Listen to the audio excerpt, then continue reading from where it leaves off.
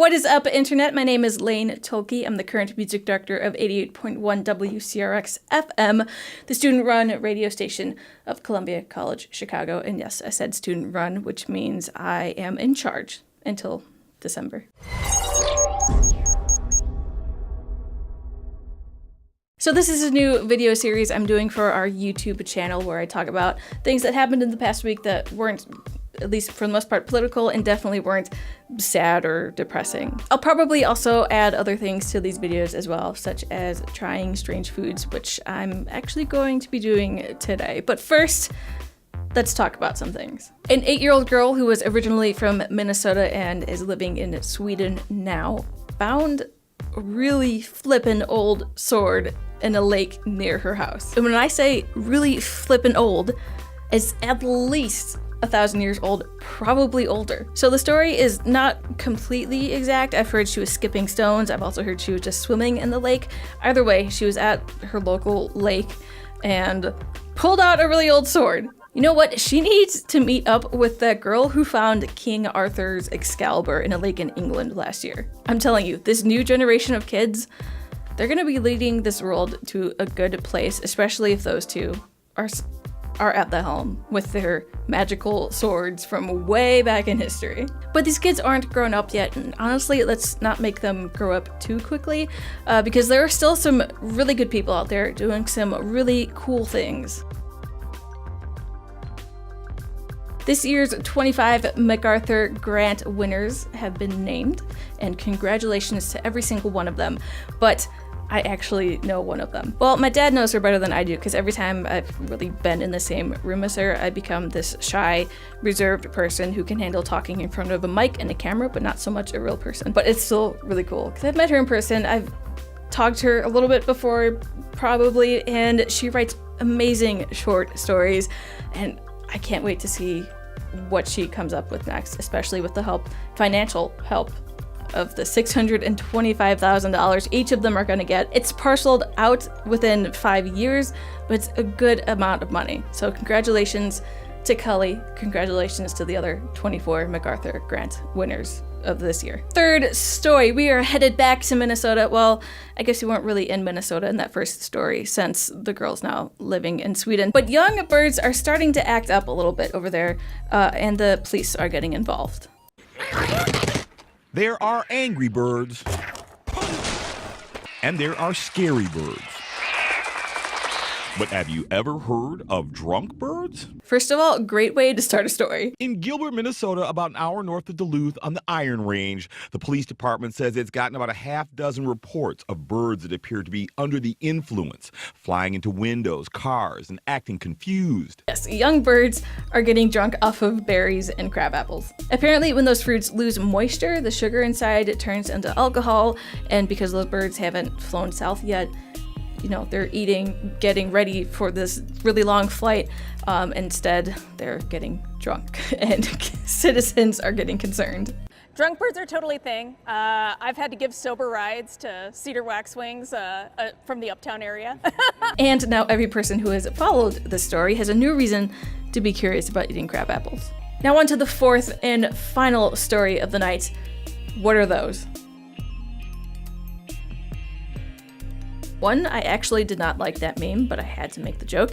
Two, I also don't like wearing shoes. I mean, I care about the kind of shoes I'm wearing, but I don't really like wearing them. And I even know someone who hates shoes more than I do, to the point that he just doesn't wear them unless he absolutely has to, like being in public places. And even then, it's not shoes, it's sandals. He even shovels the snow with no boots on. And I guess, I don't know, I'm wondering if he'd like these things. But honestly, as much as I don't like shoes, they actually kind of make me anxious. Like, sure, the bottom of your foot is supposedly protected by this, like, sticky cloth thing. How do we know they're actually cut-proof? And secondly, someone else could step on the top of your foot. You could drop something on your foot. I mean, I guess they're technically a little more protective than a pair of flip-flops, but I mean, there's a little more thickness to a pair of flip-flops than there are to these things. I don't know, I guess just the fact that you could easily have something hit the top of your foot, even though the bottom of your foot is protected by some sort of cloth, it confuses me a little bit. So I want to end this first video on a strange food item that's available for the upcoming holiday season. I actually didn't think I was going to be trying this food tonight. I thought I'd have to wait till next week, but it arrived early and I'm really excited. So the product is this.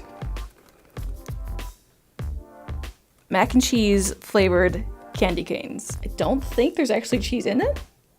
Ingredients: sugar, corn syrup, water, artificial flavor, FD&C yellow 5, FD&C yellow 6, titanium dioxide. So it doesn't look like there's cheese. I'm surprisingly not nervous. I don't know, it's just weird. But it comes from the company Archie McPhee, which is based in Seattle, and there's apparently an actual entire store that you could walk into there, and I kind of want to visit Seattle just to visit the store. They have other weird candy cane flavors as well, such as clam decanes, which is supposed to taste like clams, bacon, pickle, rotisserie chicken flavor. There's a couple others as well, and there's just a lot of interesting things on their website, which is McPhee.com if you want to check it out. Not sponsored, I just figured I'd give them a little bit of a shout out because that's where I got these guys. And I almost feel like I'm stalling even though I said I wasn't nervous. Let's just open these guys up. I don't have scissors, so this could be a bad thing.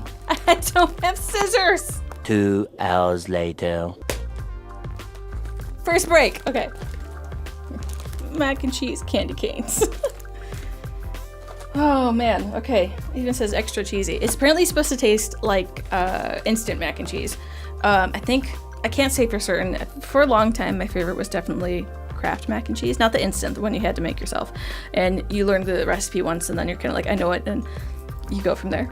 Without actually following the recipe, you do it your own way. But as I've gotten older, I still really like the mac and cheese from Noodles and Company, and there's other ones I like, but I honestly just don't have it often anymore. I don't even know if my camera's in focus. Does this work? Oh, I think it does. Look at that. Look at that yellow and white.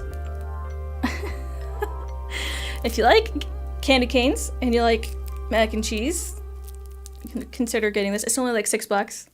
You can get online and enjoy it for your Christmas season, which I know is still a little while away. In fact, we're still in the beginning of Halloween, because obviously Halloween is a thing that is the entire month. It's not just the 31st of October, like duh. But the holiday season does come pretty quickly, so let's just give this a try. Also, I'm actually not the biggest fan of candy canes. I personally don't think peppermint's the most interesting flavor. But I figured this was worth a shot, worth a try.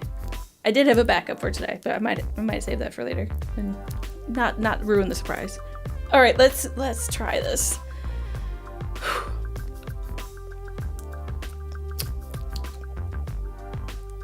It's weird because like it almost smells more like powdered mac and cheese or the powdered cheese and mac and cheese rather than tasting like it. It just kind of tastes like some undistinct sugar to me. I wish I could like let you guys smell it, because it really smells more like mac and cheese than tastes like it, which means it actually is a little bit more edible than I expected it to be. You know, it almost would have been a little bit nice if it was just a little gross, but I mean, it's not gross. It's okay. I think at this point, the most interesting part about having this candy cane is just saying, hey, I tried a candy cane that's supposed to taste like instant mac and cheese, and it kind of does it, but it mostly just tastes sweet. It's interesting, but it's not very strong. If you're curious about it, you can literally just Google mac and cheese candy cane or Archie McPhee candy canes and it'll pop up. But yeah, that's the mac and cheese candy cane. So that was the weird thing I was trying this week. I'll probably try something else next week or maybe at another time. Depends on if I find more stories I want to talk about. Thank you guys so much for watching this video. I will be back with another video next Sunday. I don't know exactly what time I'm uploading yet, so we'll decide on that upload time maybe in a couple weeks. Probably by next week we'll have it decided. For now, thank you for watching the video. I still want to say thank you for tuning in because that's just what I'm used to as a radio student. Thank you for watching the video. I'll be back next week with more stories from this upcoming week that aren't sad, depressing, maybe just funny stuff. I might show you screenshots from Twitter of like Photoshop stuff because that stuff always makes me laugh. All the radio station social media links are down below along with my personal social media links if you want to follow us. If you liked this video, hit that like button, maybe subscribe as well because we are trying to upload more videos as time goes on, and obviously my videos will be out every Sunday, so maybe even hit that bell just because we don't have a set upload time for this series. But thank you guys for watching. I'll be back next Sunday with another episode of this currently unnamed show.